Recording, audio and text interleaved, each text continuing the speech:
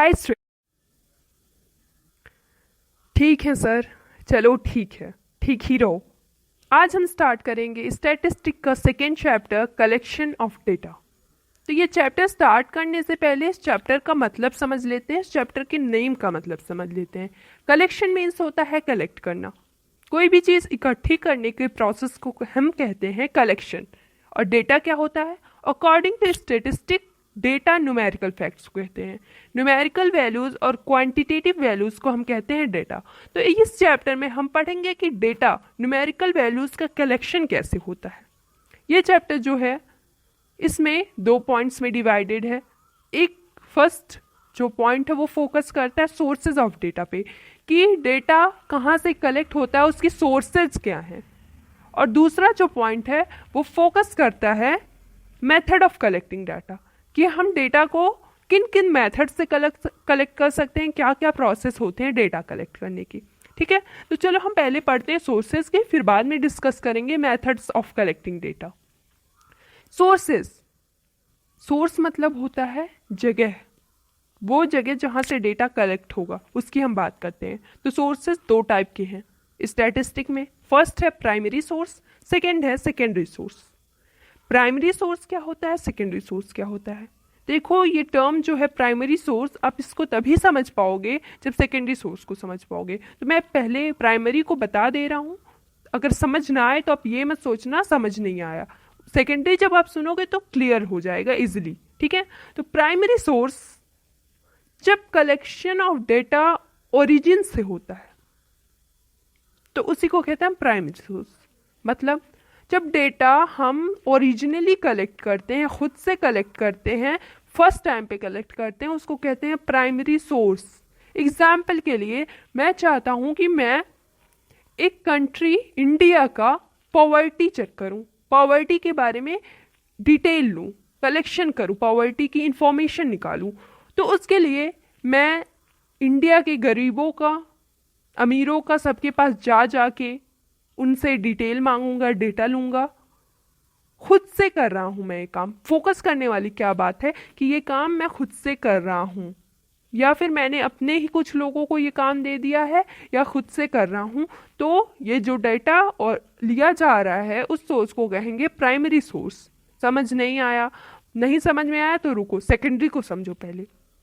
जब हम डेटा कहीं और से लेते हैं, किसी और की हेल्प से लेते हैं, जैसे एग्जाम्पल कि मैं चाहता हूँ पॉवर्टी के पे डिटेल रिसर्च करूँ, पर मैं ये नहीं चाहता कि मैं सब एक एक गरीब के पास जाके, एक एक अमीर के पास जाके डिटेल मांगूं। तो मैंने गूगल पे डाल दिया poverty detail of India, Google पे सर्च कर लिया, इंडियन गवर्नमेंट ने ऑलरेडी उस पर रिसर्च कर रखी है, वो फाइल मेरे सामने आ गई। मतलब मैंने कुछ नहीं किया, मैंने बस दिमाग में ये सोचा कि मैं बस पॉवर्टी पे रिसर्च करना चाहता हूँ। मैंने गूगल पे सर्च किया, मेरे सामने डिटेल्स आ गई। अब उस डिटेल को लेके मैं अपने अकॉर्डिंग उसमें मॉडिफिकेशन कर सकता हूँ। तो डिफरेंस देखो, प्राइमरी सोर्स में हम खुद चल चल के गए एक एक लोगों के पास, उनसे डिटेल मांगी, गरीबी की कंडीशन देखी, खुद से किया। और सेकेंडरी सोर्स में हमने जस्ट गूगल पे डाला और हमें मिल गई फाइल। मतलब वो डेटा ऑलरेडी किसी ने कलेक्ट की थी, उसका हमने यूज कर लिया। ये है सेकेंडरी सोर्स। क्लियर है? डिफिनेशन सुन लो। Collection of data from source of origin is known as primary source, और secondary collection of data from some agency और institution is called secondary source. ठीक है, अब इन्हीं सोर्सेज के बेसिस पे डेटा को डिवाइड किया गया है 2 पार्ट्स में। डेटा जो है उनको 2 पार्ट्स में डिवाइड कर दिया गया है। फर्स्ट क्या है? प्राइमरी डेटा, और सेकेंड है सेकेंडरी डेटा। प्राइमरी डेटा क्या है, सेकेंडरी डेटा क्या है, बस इसको सोर्स से लिंक कर दो आप, बहुत इजी है। जब डेटा पहली बार कलेक्ट किया जाए इन्वेस्टिगेटर के द्वारा, रिसर्चर के द्वारा डेटा पहली बार कलेक्ट किया जाए लोगों से, तो उसी को कहते हैं प्राइमरी डेटा। प्राइमरी डेटा को ओरिजिनल डेटा भी कहते हैं, क्योंकि ये ओरिजिनली कलेक्ट हुआ है, किसी से लिया नहीं गया है, ओरिजिनल डेटा है। और इसको कहते हैं फर्स्ट हैंड इंफॉर्मेशन। क्यों कहते हैं फर्स्ट हैंड इंफॉर्मेशन? क्योंकि मैंने पहली बार कलेक्ट किया, मैं चाहता हूँ कि मैं पॉवर्टी पे रिसर्च करूँ, तो मैं खुद गया, खुद उनसे इंफॉर्मेशन ली, मतलब किसी और का हेल्प नहीं लिया, सेकेंड हेल्प नहीं ली, मैंने खुद से किया, तो इसीलिए इसको कहते हैं सेकेंड हैंड इंफॉर्मेशन। उसी का जस्ट अपोजिट होता है सेकेंडरी डाटा। जब डेटा किसी और पर्सन से कलेक्ट किया गया हो और हम उसका यूज़ करते हैं, किसी और पर्सन ने ऑलरेडी उस चीज़ को कलेक्ट कर रखा है, रिसर्च कर रखी है, और हम उस डेटा को यूज़ कर ले रहे हैं, उसी को कहते हैं सेकेंडरी डेटा। सेकेंडरी डेटा को कहते हैं सेकेंड हैंड डेटा, ठीक है, सेकेंड हैंड इंफॉर्मेशन, ठीक है। अगर आप इसको अपने डेली लाइफ से रिलेट करना चाहते हो तो ऐसे रिलेट करो कि जब कोई स्कूल में हमें प्रोजेक्ट दिया जाता है, आज मैंने इकोनॉमिक्स का, मैं टीचर हूँ, मैंने आपको प्रोजेक्ट दे दिया कि आप अनएम्प्लॉयमेंट पे रिसर्च करो, तो अब क्या जाके पूरे इंडिया में रिसर्च करोगे एक एक लोगों के पास जाके? नहीं, क्योंकि आप उतने कैपेबल नहीं हो। तो आप सीधे से जाके गूगल पे सर्च मारोगे, आपके सामने इन्फॉर्मेशन आ जाएगी, आप नोट्स बनाओगे और मुझे लाके दिखा दोगे। वही है सेकेंडरी डेटा, कि आपने डायरेक्ट सर्च किया, आपको मिल गया। और प्राइमरी डेटा क्या था? आप खुद से जाके कलेक्ट करते सबके पास, ठीक है। क्लियर होगा, आई होप क्लियर हो गया होगा। अब डिफरेंस देख लो, प्राइमरी डेटा और सेकेंडरी डेटा में क्या डिफरेंस होता है। पहला जो डिफरेंस है वो है difference in originality. Primary data और सेकेंडरी डेटा का पहला डिफरेंस है डिफरेंस इन ओरिजिनलिटी। मतलब प्राइमरी डेटा ओरिजिनल होता है क्योंकि वो सोर्स ऑफ ओरिजिन से लिया गया होता है, और सेकेंडरी डाटा जो होता है वो ओरिजिनल नहीं होता है क्योंकि वो हमने किसी और से लिया है, सेकेंड हैंड से लिया है, ठीक है। दूसरा जो है डिफरेंस वो है एडजस्टमेंट। एडजस्टमेंट क्या है? प्राइमरी डेटा जब हम खुद से कलेक्ट करते हैं तो हमें पता होता है कि हमारी ज़रूरतें क्या हैं, तो उसको एडजस्ट करने की ज़रूरत नहीं पड़ती है। मतलब सर समझ नहीं आया, ओहो समझ नहीं आया, तो ऐसे समझो कि मैं चाहता हूँ कि मैं चोरी पे रिसर्च करूँ, ठीक, चोरी पे, बस चोरी पे करूँ कि इंडिया के जो यंग लोग हैं, यंग लोग कितनी चोरियाँ करते हैं उसका डेटा मैं कलेक्ट करना चाहता हूँ, ठीक। तो मैंने अगर प्राइमरी डेटा यूज़ किया तो मैं जाके सबसे चोरों से डिटेल ले सकता हूँ कि कितने लोग, यंग लोग चोरी करते हैं, ठीक।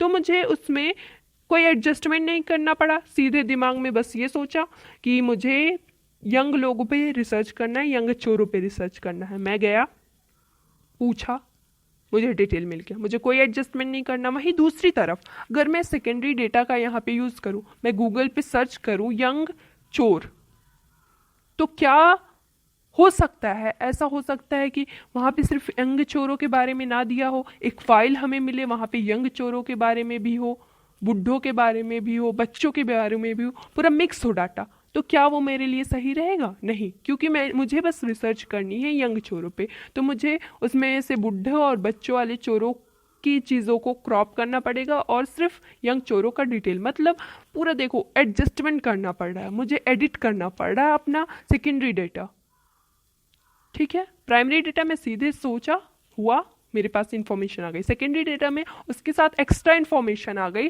तो मैंने उस एक्स्ट्रा इंफॉर्मेशन को क्रॉप किया, एडिट किया, फिर अपना रिसर्च वर्क स्टार्ट किया। क्लियर है? क्लियर ही होगा। थर्ड है cost of collection. Primary data को कलेक्ट करने में बहुत ज़्यादा पैसा लगता है, बहुत ज़्यादा टाइम लगता है। वहीं secondary data as compare to primary data में कम पैसा लगता है और कम टाइम कंज्यूमिंग है। कैसे? कैसे देख लो, प्राइमरी डाटा अगर आप कलेक्ट करने जाते हो, एक एक लोगों से पूछने, एक एक लोगों के घर जाओगे तो कितना ज़्यादा टाइम लगेगा। 100 लोगों के घर जाओगे आप, उनसे पूछोगे, कितना ज़्यादा टाइम लगेगा, पैसा लगेगा। और वहीं सेकेंडरी डाटा आप सीधे गूगल पे सर्च कर लो या किसी से मांग लो, तो इसमें क्या लगेगा as compare to primary data, बहुत कम टाइम लगेगा, बहुत कम कॉस्ट लगेगी। तो ये है प्राइमरी और सेकेंडरी डाटा की डिफरेंस। क्या है? डिफरेंस इन ओरिजिनलिटी, सेकेंड है एडजस्टमेंट, थर्ड है कॉस्ट ऑफ कलेक्शन। अब हम चलो पढ़ते हैं कि collection of primary data. Primary data जो है उसको कलेक्ट कैसे करते हैं, क्या क्या मेथड्स हैं जिनसे उनको कलेक्ट किया जाता है, चलो बात करते हैं। तो पहला जो मेथड है कलेक्शन ऑफ प्राइमरी डेटा का, वो है डायरेक्ट पर्सनल इन्वेस्टिगेशन। पर बच्चों में स्टार्ट करने से पहले ये टॉपिक कलेक्शन ऑफ डेटा, मैं आपको बता दूं कुछ टर्म्स, 2 टर्म्स। पहला इन्वेस्टिगेटर और दूसरा इन्फॉर्मेंट। बहुत इजी टर्म है, आप सबको पता होगा, लेकिन फिर से मैं बता दूं जिनको ना पता उनके लिए। इन्वेस्टिगेटर जो इन्वेस्टिगेट कर रहा है, जो डेटा कलेक्ट कर रहा है, जो रिसर्च कर रहा है, उसको हम कहेंगे इन्वेस्टिगेटर। और इन्फॉर्मेंट जो डेटा दे रहा है उसको हम कहेंगे इन्फॉर्मेंट। ठीक है, तो पहला जो है वो है डायरेक्ट पर्सनल इन्वेस्टिगेशन। इसमें क्या होता है सर? इसमें ये होता है कि इन्वेस्टिगेटर जो डेटा कलेक्ट कर रहा है वो डायरेक्ट इन्फॉर्मेंट से क्वेश्चन करता है और डेटा कलेक्ट करता है। मतलब मैं एक इन्वेस्टिगेटर हूं, मैं चाहता हूं कि मैं अनएम्प्लॉयमेंट पे रिसर्च करूं। मैं गया लोगों से, अनएम्प्लॉयड लोगों के पास, डायरेक्टली उनसे कांटेक्ट किया। मैंने बीच में मेरे और उनके कोई नहीं है, मैंने डायरेक्टली उनसे बात की। मैं इन्वेस्टिगेटर हूं, मैंने डायरेक्टली उनसे बात की और डेटा कलेक्ट किया, तो इसको कहेंगे डायरेक्ट पर्सनल इन्वेस्टिगेशन।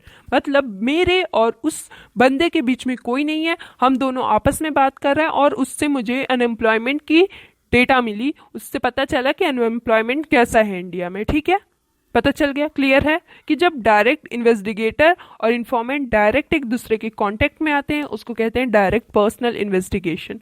अब देख लेते हैं डायरेक्ट पर्सनल इन्वेस्टिगेशन की सुटेबिलिटी क्या है, मतलब किस किस सिचुएशन में ये सुटेबल रहेगा यूज करना। हो सकता है किसी सिचुएशन में सुटेबल ना रहे, तो जान लेते हैं। पहले जो सुटेबिलिटी की कंडीशन है वो है field of investigation is limited. जब हमें इन्वेस्टिगेशन की फील्ड एक छोटी सी एरिया में हो, लिमिटेड हो। देखो, अगर मुझे 10 लोगों पे अनएम्प्लॉयमेंट का रिसर्च करना है तो मैं उन 10 लोगों से जाके पूछ सकता हूँ, लेकिन अगर वही 1 लाख लोगों से ही करना हो तो क्या मैं 1 लाख लोगों से डायरेक्ट हो पाऊंगा, डायरेक्ट इन्वेस्टिगेट कर पाऊंगा? नहीं हो पाऊंगा। इसलिए ये जो है ये सिर्फ छोटे फील्ड के लिए है, लिमिटेड फील्ड के लिए है। दूसरा है high degree of originality is required. Direct personal investigation तभी करना चाहिए जब बहुत हाई डिग्री ऑफ ओरिजिनलिटी चाहिए, मतलब वो डाटा ओरिजिनल होना चाहिए। मुझे अगर ज़्यादा ओरिजिनलिटी की ज़रूरत नहीं है तो मैं ये मेथड प्रेफर नहीं करूँगा। हम कब डायरेक्ट किसी से कांटेक्ट करते हैं, किसी से डायरेक्ट पूछताछ कब करते हैं? जब हमें सच में जानना होता है सच्चाई क्या है। अगर हमें उतना चाह ना रहे सच्चाई जानने की तो हम डायरेक्ट किसी से नहीं होंगे। एग्जाम्पल से समझ लो, जब दोस्तों में झगड़ा होता है, 3 फ्रेंड्स हैं, किसी एक ने चुगली कर दी तो हम पूछते हैं यार तुमने ऐसा कहा था, क्योंकि हमें जानना होता है कि क्या उसने सच में ऐसा कहा था। अगर हमें कोई लगाव ना रहे उस फ्रेंड से तो हमें फर्क नहीं पड़ेगा उसने क्या कहा क्या नहीं कहा। वही कंडीशन है डायरेक्ट पर्सनल इन्वेस्टिगेशन की। ठीक है, तीसरा जो सुटेबिलिटी है वो है इंफॉर्मेशन को सीक्रेट रखने के लिए इसको यूज किया जाता है। जब इन्वेस्टिगेटर ये चाहता है, रिसर्च करने वाला ये चाहता है कि इंफॉर्मेशन किसी तीसरे को ना पता चले, बस मुझे पता चले, बस मुझे रहे। एग्जाम्पल ले लो एसिड अटैक का। 3 लड़कियों के ऊपर एसिड अटैक हुआ, वो लड़कियां नहीं चाहती हैं किसी को बताना कि किसने हम पे अटैक किया। तो मैं इन्वेस्टिगेटर हूँ, मैं उनको गया, समझाया मैंने उनको कि हमें बताओ हमें बताओ, तो वो लोग कैसे ही मान के मुझे बताने लगे। वो नहीं चाहती कि किसी तीसरे को पता चला, तो इसलिए मैंने डायरेक्ट उनसे कांटेक्ट किया। मतलब वो सीक्रेट रखने के लिए इसका यूज किया जाता है। Fourth, accuracy of data.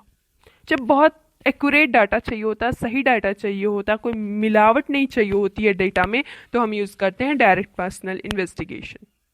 ठीक है, अब मेरिट देख लेते हैं, क्या मेरिट्स हैं इस सिस्टम की, इस मेथड की। तो मेरिट पहला है ओरिजिनलिटी। हमें ओरिजिनल डेटा मिलेगा क्योंकि हम डायरेक्ट कांटेक्ट में हैं इन्फॉर्मेंट्स के।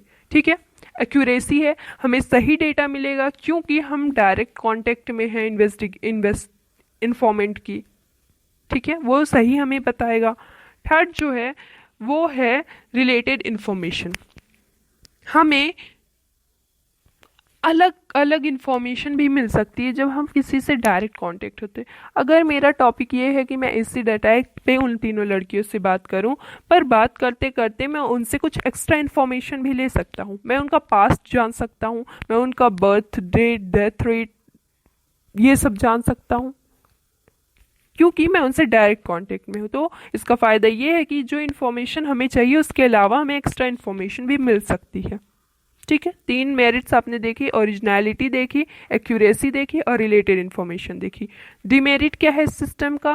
पहला है difficult to cover wide area, बहुत लंबे एरिया के लिए ये नहीं है, बस लिमिटेड 5 लोग, 10 लोग, 15, 20, मान लो 20, 30 लोगों के लिए है, 100 तक ले लो। लेकिन अगर आप 1 लाख 2 लाख की बात करो तो आप डायरेक्ट कांटेक्ट में नहीं आ पाओगे, तो ये पहला डिमेरिट है। दूसरा, कॉस्टली, काफ़ी कॉस्टली है ये। घर घर लोगों के पास जाना, उनके पास बैठना, उनसे बातें करना काफ़ी टाइम कंज्यूमिंग है, काफ़ी कॉस्टली है, क्योंकि आप एक एक के घर जा रहे हो, आपको ट्रैवलिंग कॉस्ट देना पड़ेगा, पैदल चल के तो जाओगे नहीं 10 लोगों के पास, तो आपके लिए ये कॉस्टली पड़ता है। ठीक है।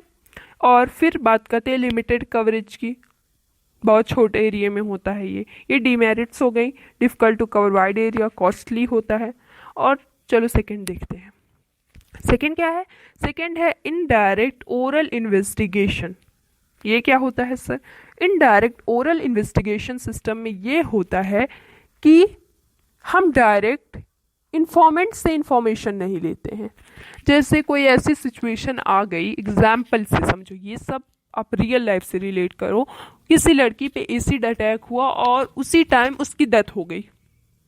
अब डेथ हो गई और मैं उस पर डेटा कलेक्ट करना चाह रहा हूँ, तो क्या मुझे डेटा मिल पाएगा? नहीं मिल पाएगा। तो मैं अगल बगल जो सबूत गवाह होंगे, वहाँ के जो गवाह होंगे, विटनेसेस होंगे, उनसे मैं डेटा कलेक्ट करूँगा।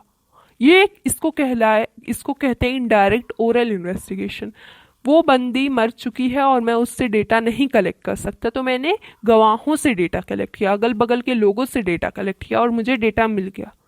ठीक, डायरेक्ट कांटेक्ट नहीं होता इन्फॉर्मेंट से, अगल बगल उसके परिवार वालों से, उसके दोस्तों से मैं डेटा कलेक्ट करता हूँ, उसको कहते हैं इनडायरेक्ट ओरल इन्वेस्टिगेशन।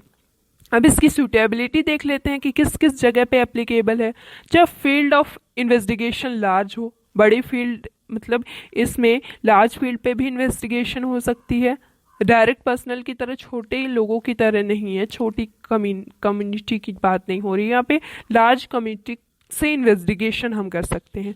दूसरा ये है कि इन्फॉर्मेंट से जब डायरेक्ट कांटेक्ट ना हो पाए, मैंने कहा कि अगर वो मर गई तो उससे हम कैसे कांटेक्ट कर पाएंगे, तो ये कब सुटेबल रहेगा? जब डायरेक्ट कांटेक्ट ना हो पाए इन्फॉर्मेंट से। ओके।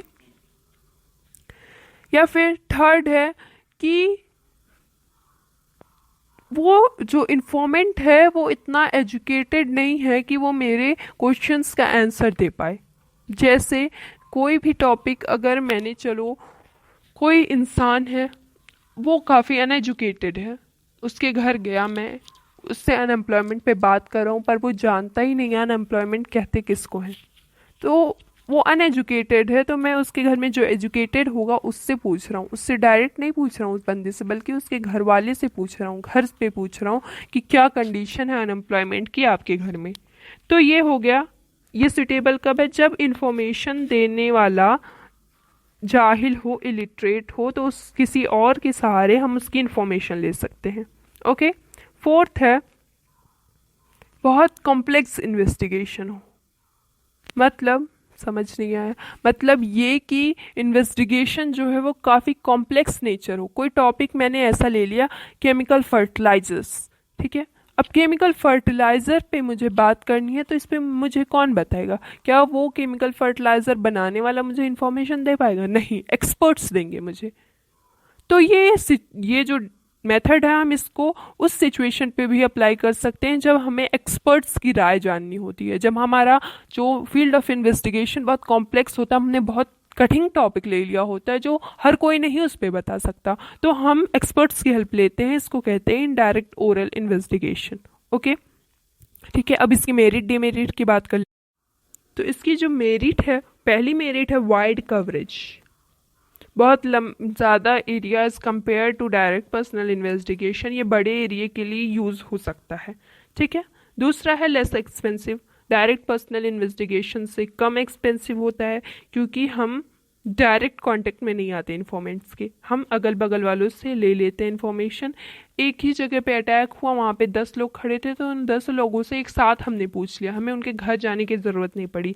तो ये हुआ less expensive as compare to direct personal investigation. हमें इस मेथड में एक्सपर्ट्स की भी ओपिनियन मिल जाती है ना? अच्छी बात, एक्सपर्ट्स भी हमें अपनी राय दे देते हैं। ये मेथड सिंपल है, डायरेक्ट हमने पूछ लिया अगल बगल वालों से, तो ये मेथड सिंपल है। तो मेरिट देख लो फिर से, लेस एक्सपेंसिव होता है, वाइड कवरेज होती है, एक्सपर्ट के ओपिनियंस हमें मिल जाते हैं और सिंपल है। डिमेरिट क्या होता है? Less accurate. क्यों लेस एक्यूरेट? कि हो सकता है वहाँ पे जो गवाह खड़े थे जो हमें बता रहे हैं उस चीज़ के बारे में, उनको अच्छी इन्फॉर्मेशन ना हो उस बारे में। मैंने किसी से अनएम्प्लॉयमेंट के बारे में पूछा, पर उसको हो सकता है कि अनएम्प्लॉयमेंट के बारे में नहीं पता हो सही से, तो वो गलत इन्फॉर्मेशन भी दे सकता है मुझे, इसलिए ये एक्यूरेट नहीं होता है ज़्यादा। जो डायरेक्ट में जो फीलिंग आती है वो इसमें नहीं होती है, ठीक है। दूसरा जो है बायस्ड हो सकता है। मैंने कहा कि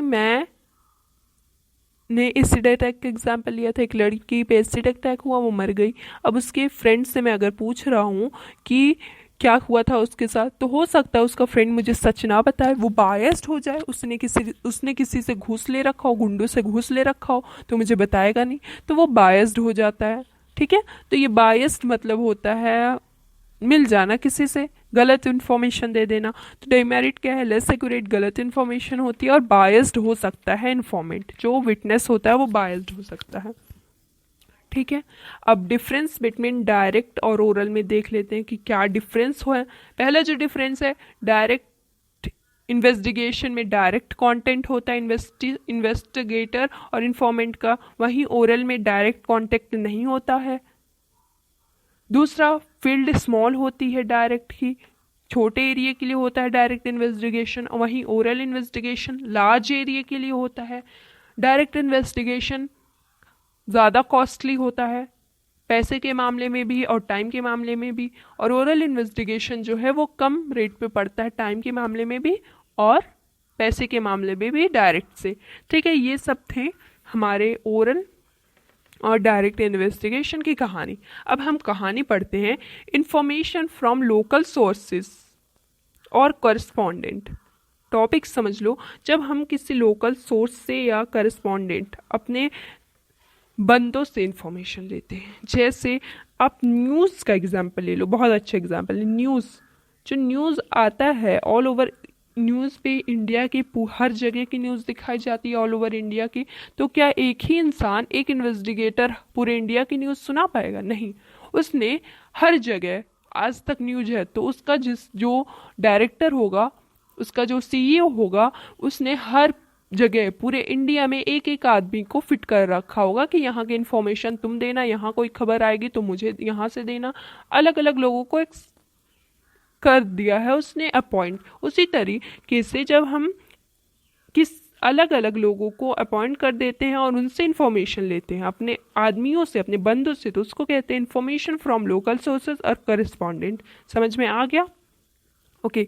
तो सुटेबिलिटी क्या है, ये किन सिचुएशंस पे यूज़ होती है? पहले, जब हमें रेगुलर न्यूज़ चाहिए होती है, मतलब देखो न्यूज़ जो है वो हमें डेली कुछ ना कुछ खबर आती रहती है क्योंकि उनका काम ही हमें डेली खबर देना। तो ये जो इन्फॉर्मेशन फ्रॉम लोकल सोर्सेज की पहली सुटेबिलिटी है, वो जब हमें डेटा रेगुलर बेसिस पे चाहिए होता है, डेली कोई ना कोई डेटा चाहिए होती है, तब हम ये मेथड यूज़ करते हैं, ठीक है। सेकंड, जब एरिया बहुत लार्ज हो, मैंने बोला ऑल ओवर इंडिया, कितना बड़ा एरिया है, उसको कोई एक इंसान चला नहीं सकता, इसलिए करस्पॉन्डेंट उसने फिट कर रखे हैं, तो ये एरिया बहुत लार्ज हो तब भी इसका यूज़ हम कर सकते हैं। थर्ड जो सुटेबिलिटी है, ये न्यूज़पेपर, टीवी, रेडियो, ये सब यूज़ करते हैं, अगर यूज़ करना हो तो ये मेथड हम यूज़ करते हैं, ओके। जब मेरिट की बात करते हैं, मेरिट क्या है? मेरिट पहला है लो कॉस्ट। एक एक बंदे के घर पे जाके पूछने से बेहतर है कि एक एरिया को जांच किया जाए, तो as compare to oral and direct investigation ये कम रेट पे होता है, क्योंकि एक ही आदमी एक एरिया की न्यूज़ को कवर करता है, उसको घर घर जाके सबसे पूछनी नहीं होती है, वो एक इंसान पूरा एरिया का न्यूज़ रखता है, एक एरिया का न्यूज़ रखता है, ठीक है। तो ये लो कॉस्ट पड़ता है, बहुत लो कॉस्ट नहीं है, मैं ये नहीं कह रहा एकदम ज़ीरो का पैसा लगेगा, लेकिन ये कह रहा हूँ कि ओरल और डायरेक्ट से कम कॉस्ट लगती है इसमें, ठीक है। सेकेंड है मेरिट, जब वाइड कवरेज हो, इससे वाइड कवरेज हो जाती है, किसी लिमिटेड नहीं होती है न्यूज़, वाइड कवरेज हो जाती है डेटा की, ठीक है। कॉन्टिन्यूटी होती है, डेली कुछ ना कुछ मिलता रहता है। ठीक है, मेरिट्स हैं ये सब, ध्यान से सुनना। लो कॉस्ट है, दूसरा वाइड कवरेज है, तीसरा कॉन्टिन्यूटी, डेली कुछ ना कुछ मिलता रहता है, ऐसा नहीं है कि रुक जाता है। ठीक है, डीमेरिट क्या है? डीमेरिट ये है लॉस ऑफ ओरिजिनलिटी, ओरिजिनल नहीं रह जाता उतना, क्योंकि पहले देखो उस न्यूज़ वाले ने एक जगह से डेटा कलेक्ट किया, उसने किसी और के पास भेजा, उसने किसी और के पास भेजा, फिर जाके वो एजेंसी पे आया, एजेंसी से न्यूज़ रिपोर्टर ने पब्लिश किया उसको, फिर हमारे सामने आया, कितनी जगह उसने कवर की, उसमें वो ओरिजिनलिटी की बात नहीं रह जाती है जो डायरेक्ट में रहती है, तो ये उतना ओरिजिनल नहीं होता है। सेकेंड, पर्सनल बायस्ड हो सकता है, वो डेटा खुद के अकॉर्डिंग इंसान चेंज कर सकता है, जैसे कुछ न्यूज़ वाले मीडिया बिकी हुई हो तो वो अपने अकॉर्डिंग न्यूज़ को चेंज कर देती है, तो ये पर्सनल बायस्ड हो जाता है, ओरिजिनल इन्फॉर्मेशन हमें नहीं मिल पाती है, पर्सनल बायस्ड हो जाता है। लेस एक्यूरेट होता है, न्यूज़ हमेशा सही नहीं होती है, गलत भी हो सकती है, तो ये डेटा जो होते हैं इसमें इंफॉर्मेशन फ्रॉम लोकल सोर्सेज में गलत भी हो सकते हैं। ठीक है, और कलेक्शन में डिले हो सकता है, क्योंकि हम करस्पॉन्डेंट से ले रहे हैं, किसी एक इंसान से मांग रहे हैं डेटा, तो हो सकता है चलो मैंने मेरी न्यूज़ एजेंसी है, मैंने उस बंदे को बोला था कि वहाँ की न्यूज़ देना, और वो इंसान बीमार पड़ गया, तो मुझे डेटा चाहिए आज, और वो बीमार है तो वो नहीं डेटा कलेक्ट कर पाया, तो क्या होता है, डिले हो जाती है कभी कभी डेटा में। ठीक है, डिमेरिट्स क्लियर हो गई। आप बुक से रिवीजन कर लेना, क्योंकि ये जो पॉइंट्स है ये याद नहीं कर सकते अभी, मैं इतना जल्दी जल्दी बोल रहा हूँ, ऊपर से आप सुन के याद नहीं कर सकते, तो आप बुक में देखोगे तो क्लियर हो जाएगा। ठीक है, अब है जो फोर्थ मेथड जिससे कलेक्ट करते हैं हम प्राइमरी डेटा, वो है information from questioners and schedule. इसमें दो पार्ट में डिवाइडेड है, ये जो मेथड है इसमें दो पार्ट डिवाइडेड है। पहला मेथड है मेलिंग मेथड, दूसरा मेथड है इन्यूमरेटर मेथड। तो चलो पहले पढ़ते हैं मेलिंग मेथड, फिर बात करेंगे इन्यूमरेटर मेथड की। मेलिंग मेथड में क्या होता है, इन्वेस्टिगेटर एक मेल तैयार करता है, उसको जो क्वेश्चन पूछने होते हैं लोगों से, जो टॉपिक पे रिसर्च करना होता है, जिस टॉपिक पे, उसका एक क्वेश्चन तैयार करना होता है। जैसे मुझे पॉवर्टी पे पूरे इंडिया की राय चाहिए कि लोग पॉवर्टी पे क्या सोचते हैं। पॉवर्टी छोड़ो यार, कोरोना ले लो, मैं चाहता हूँ कि मैं पूरे इंडिया में लोगों से पूछूं कि कोरोना से क्या असर पड़ रहा है आपकी ज़िंदगी में, ये डेटा मुझे कलेक्ट करना है। तो मैंने एक क्वेश्चन पेपर तैयार किया, ऑनलाइन लैपटॉप में तैयार किया, कंप्यूटर में तैयार किया, डिजिटल क्वेश्चन पेपर। ठीक है, मैंने उसमें क्वेश्चन पूछे कि आपको क्या, आपका नाम क्या है, आपको क्या फील हो रहा है कोरोना में, क्या कोरोना में लॉकडाउन सही है गलत है, मैंने अपना सारा क्वेश्चन प्रिपेयर कर लिया। उसके बाद मैंने उसके साथ एक मेल लिखा कि ये मैं क्यों कर रहा हूँ, ये मैं क्यों कर रहा हूँ, डेटा कलेक्ट क्यों कर रहा हूँ, मेरा मकसद क्या है आपसे ये क्वेश्चन पूछने का। 2 फाइल्स मैंने प्रिपेयर की, मैंने पूरे इंडिया के लोगों पे मेल कर दिया, वो जब अपना ईमेल जीमेल खोलेंगे तो वो देखेंगे और मुझे आंसर देंगे। तो ये होता है मेलिंग मेथड में, हम मेल करते हैं क्वेश्चंस और हमें आंसर मिलता है और उसके साथ हमें डेटा मिलता है। तो सुटेबिलिटी क्या है, किस सिचुएशन में ये यूज़ की जाती है, जब एरिया ऑफ स्टडी बहुत वाइड हो, बहुत ज़्यादा लोगों की राय चाहिए होती है, बहुत लंबा स्टडी हो। ठीक है, तो ये है। दूसरा, जब इन्फॉर्मेंट्स एजुकेटेड हो, देखो मेल जीमेल कौन यूज़ करता है, जो एजुकेटेड हो। एक इलिटरेट इंसान ईमेल जीमेल नहीं जानता, उससे क्या कहते हैं। तो ये सुटेबल कब होता है, जब इन्फॉर्मेंट्स हमारे एजुकेटेड हो और एरिया ऑफ स्टडी वाइड हो। ठीक है, तो मेरिट्स क्या है, मेरिट देख लो। पहला, ये इकोनॉमिकल होता है, टाइम बचता है, कहीं आना जाना नहीं है, पैसा बच रहा है, कुछ देना नहीं पड़ रहा, सिर्फ इंटरनेट की कॉस्ट लग रही है बस भेजने में, कुछ हमें मेहनत नहीं करना पड़ा, तो इकोनॉमिकल होता है ये। दूसरा, ओरिजिनल डेटा हमें मिलता है, अगर हमने उन लोगों के पास मेल किया तो वो मेल करेंगे हमें, तो वो डेटा ओरिजिनल होगा, वो बीच में कहीं इधर उधर नहीं हुआ, तो हमें ओरिजिनल डेटा मिलेगा। ओके, उसके बाद है wide coverage, wide area cover हो जाता है, किसी एक या दो की बात नहीं हो रही है, ऑल ओवर इंडिया की बात हो रही है, तो एक वाइड एरिया कवर हो जाता है। ठीक है, डीमेरिट क्या है, डीमेरिट ये है कि लैक ऑफ इन्फॉर्मेंट्स, जो लोग होते हैं ईमेल को उतना वैल्यू नहीं देते। हम इंडियंस क्या होते हैं ना कि हर चीज़ों पे फोकस नहीं करते हैं, अगर कोई मेल आया तो ध्यान ही नहीं देंगे, पढ़ेंगे नहीं, अगर हमारे काम का नहीं है। अगर हमने वो क्वेश्चन पेपर पढ़ा भी तो कहेंगे क्या बकवास है, हम क्यों करें यार, टाइम वेस्ट होगा। तो वो इन्फॉर्मेंट्स जो होते हैं वो कभी कभी आंसर ही नहीं देते, कभी कभी नहीं, ज़्यादातर आंसर ही नहीं देते। तो ये पहला डिमेरिट हो गया। दूसरा जो है लिमिटेड यूज़ होता है, क्योंकि ज़्यादातर लोग एजुकेटेड नहीं हैं, तो जो ये मेथड उतना इजीली यूज़ नहीं हो पाता, क्योंकि अनएजुकेटेड लोगों की भी कंडीशन देखनी होती है, ठीक है। इसके बाद लेस एक्यूरेट, लेस एक्यूरेसी भी एक हार्मफुल है, एक डिमेरिट है इसका। क्यों लेस एक्यूरेटी? आप कहोगे सर ये डायरेक्ट तो हमें डेटा ये डाटा तो हमें डायरेक्ट मिल रहा है, तो ये सही होगा, लेस एक्यूरेट क्यों है? क्योंकि देखो, अगर मैं एजुकेटेड हूँ, मैं कॉमर्स से बिलोंग करता हूँ, मेरा फील्ड कॉमर्स है, और मुझे किसी ने मेल कर दिया कि साइंस पे अपनी राय बताओ, तो मैंने अपनी राय तो बता दी उसे, लेकिन मुझे साइंस के बारे में कुछ पता ही नहीं है। तो हो सकता है मैंने कुछ गलत लिख दिया हो जो अकॉर्डिंग टू साइंस गलत हो, क्योंकि मैं कॉमर्स का हूँ। तो फिर इससे कभी कभी गलत डेटा मिल जाती है। जैसे कोरोना पे कुछ लोग नहीं जानते होंगे कोरोना के बारे में, फिर भी उन्होंने मेल कर दिया, अपना जवाब लिख के दे दिया, तो इससे इन कभी कभी डेटा जो होता है इनकरेक्ट होता है, ठीक है। अब इसका जो सेकेंड पार्ट था, हमने पहला पार्ट डिस्कस किया मेलिंग, और दूसरा जो पार्ट है information from questioner and schedule का, इन्यूमरेटर मेथड से। इन्यूमरेटर मेथड में दो टर्म्स समझो, इन्यूमरेटर किसको कहते हैं और शेड्यूल किसको कहते हैं। इन्वेस्टिगेटर कुछ लोगों को अपॉइंट कर देता है, अपने चेलों को अपॉइंट कर देता है कि तुम लोगों से क्वेश्चन करो और शेड्यूल तैयार करो। तो वो जो बंदे जो लोगों से क्वेश्चन करते हैं उनको कहते हैं इन्यूमरेटर। क्या कहते हैं? इन्यूमरेटर। और शेड्यूल क्या होता है? वो जो अपना रिपोर्ट तैयार करते हैं। इन्यूमरेटर लोगों के ऊपर, लोगों से क्वेश्चन पूछ के जो अपना रिपोर्ट तैयार करते हैं उसी को कहते हैं शेड्यूल। एग्जाम्पल, मैं इन्वेस्टिगेटर हूँ, मैं चाहता हूँ कि रिसर्च करूँ किस पे तुम लोग बताओ किस पे रिसर्च की जाए। चलो हम रिसर्च करते हैं पॉवर्टी पे। तो मैंने इन्यूमरेटर्स 3 4 10 लोगों को अपॉइंट कर दिया कि तुम लोग लोगों से क्वेश्चन पूछो और रिपोर्ट तैयार करो। तो वो लोग लोगों से क्वेश्चन करेंगे और अपना रिपोर्ट बनाएंगे कि हमें क्या क्या आंसर मिले हैं, तो उसी को कहते हैं शेड्यूल। इसमें होता क्या है, इसमें प्रोसेस में जस्ट मेलिंग मेथड होता है।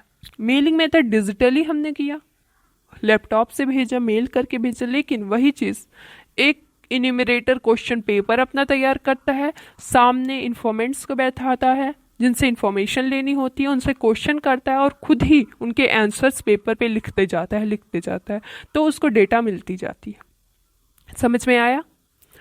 इन्यूमरेटर क्वेश्चन पेपर तैयार करता है, सामने इन्फॉर्मेंट्स से क्वेश्चन करता है, जो उसको पूछना होता है, उसको डेटा मिलता है और वो पेपर पे लिखता है, उसी पेपर को कहते हैं हम शेड्यूल। तो इसकी सुटेबिलिटी क्या है, ये मेथड्स कहाँ यूज़ होते हैं? पहला जो है फील्ड लार्ज हो, जब लार्ज फील्ड की बात हो, हाँ ये तो होगा ही। दूसरा, स्किल्ड और स्पेशलाइज्ड इन्वेस्टिगेटर चाहिए, जब जो इन्यूमरेटर हैं वो पढ़े लिखे हों, तभी ये मेथड सूटेबल हो पाएगा। अगर इन्यूमरेटर पढ़े लिखे नहीं है तो ये मेथड सूटेबल नहीं है। इन्यूमरेटर्स को वेल एजुकेटेड होना चाहिए और स्किल्ड होना चाहिए। इसलिए बहुत सारी जगहों पे इन यूनिमरेटर्स को ट्रेनिंग दी जाती है। पहले इनकी ट्रेनिंग होती है, क्लासेस होती है, फिर इनको अपॉइंट किया जाता है। ऐसे ही नहीं कोई भी उठ के चला गया इन्यूमरेटर बन गया, इनकी ट्रेनिंग और अपॉइंटमेंट होती है, फिर ये बनते हैं इन्यूमरेटर, ठीक है। थर्ड है, जो इन्यूमरेटर है उनको लैंग्वेज आनी चाहिए लोगों की, जिससे वो बात कर रहे हैं, जिस इन्फॉर्मेंट से वो बात कर रहे हैं उसके लैंग्वेज और उसके कल्चर से वाकिफ़ हो। जैसे मैं एक इन्यूमरेटर हूँ, मेरे इन्वेस्टिगेटर ने मुझे भेज दिया असम में मुझे लोगों से इन्फॉर्मेशन लेनी है और मुझे आसामी आती ही नहीं, तो मैं बोलूँगा कैसे? तो इसलिए जिस जगह पे उन्हें जाना है उस जगह के लोकल लैंग्वेज और कल्चर से वाकिफ़ होना चाहिए। समझ में आ गया? तभी ये मेथड काम करेगा। 3 जगहों पे काम करेगा। पहला, फील्ड लार्ज हो, जब इन्यूमरेटर स्किल्ड हो, स्पेशलाइज्ड हो, और थर्ड, लोकल लैंग्वेज और कल्चर में जानकारी रखते हो। अब हम बात कर लेते हैं मेरिट की। इन्यूमरेटर मेथड की मेरिट्स क्या है? पहला जो मेथड है, मेरिट है इन्यूमरेटर मेथड का, वो है वाइड कवरेज, लंबे एरिया को कवर करता है। हाँ सही है, कवर करता है। एक्यूरेट होता है, सही इन्फॉर्मेशन आती है। पर्सनल कांटेक्ट होता है, इन्यूमरेटर और इन्फॉर्मेंट के बीच में डायरेक्ट कांटेक्ट होता है, पर्सनल कांटेक्ट होता है, तो डेटा भी एक्यूरेट होती है और इन्फॉर्मेशन कंप्लीट आती है। As compare to mailing method.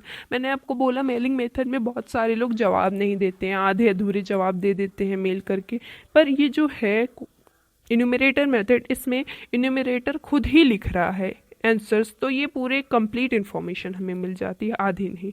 Demerit क्या है? एक्सपेंसिव है। क्यों एक्सपेंसिव है? इन्यूमरेटर्स को ट्रेनिंग देना, उनके रहने खाने का खर्चा उठाना, उनको सैलरी देना काफ़ी एक्सपेंसिव पड़ जाता है, ठीक है। और इन्यूमरेटर की लेस एबिलिटी होना, सेकंड, इन्यूमरेटर्स की संख्या कम होना। बहुत सारे ऐसी जगह होती है जहाँ लोग इन्यूमरेटर नहीं बनना चाहते हैं और मैं उस जगह इन्यूमरेटर मेथड लाना चाहता हूँ, तो कैसे होगा? मेरे पास जब इन्यूमरेटर्स ही नहीं है तो मैं कैसे कर पाऊँगा इन्यूमरेटर मेथिंग? तो ये जो है lack of availability of enumerators. Time consuming है, क्वेश्चन पूछना फिर उसको लिखना, फिर पूछना फिर लिखना, तो ये टाइम कंज्यूम हो जाता है ये प्रोसेस, ठीक है। पर्सनल बायस्ड हो जाता है। अगर इन्यूमरेटर बायस्ड है, किसी से घूस ले रखा है, तो वो इन्फॉर्मेशन को चेंज भी कर सकता है, ठीक है। ये सारे हैं डिमेरिट्स इन्यूमरेटर मेथड के। ये था हमारा मेथड कलेक्ट करने का प्राइमरी डेटा। बहुत लंबा टॉपिक है, वीडियो काफ़ी लंबी हो गई, पर आप लोग बुक से ज़रूर रिवीजन कर लेना, ठीक है। अब नेक्स्ट वीडियो में हम बात करेंगे कि क्वेश्चनर्स जो होते हैं, शेड्यूल जो होते हैं, वो कैसे प्रिपेयर की जाते हैं, क्या क्या तरीके हैं उनको प्रिपेयर करने की, और बात करेंगे सेकेंडरी डेटा की कलेक्शन की, वो कैसे कलेक्ट होंगे, उनकी क्या प्रोसेस है। Okay students, thank you students, take care. Hi students.